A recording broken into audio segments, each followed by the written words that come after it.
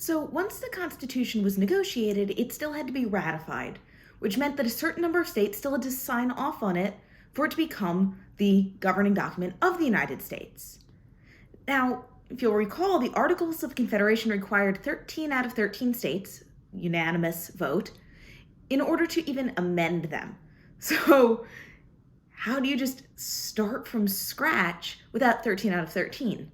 Well, through some sort of legal maneuvering and reasoning, the framers were able to justify a 9 out of 13 state supermajority rather than unanimity.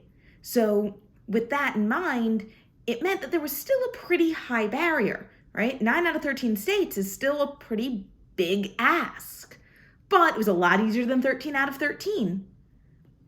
Now, one concern that the framers had was that the populous states sign up. States like New York and Virginia, right? Because New York and Virginia had the largest populations of any of the states. So if 13 out of the 13 states, if 11 signed up, but none of those 11 were New York or Virginia, was it even going to matter that it was ratified and law, right?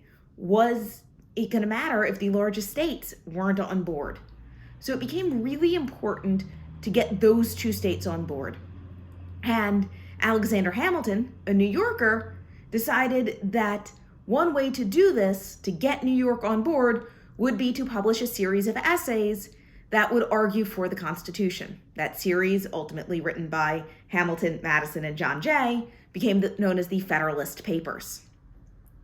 And the idea here was to get New York and also Virginia on board. Now, by the time the Federalist Papers were published, 9 out of 13 states had, in fact, ratified the Constitution. But again, it was really important that New York get on board in order to see this thing become law.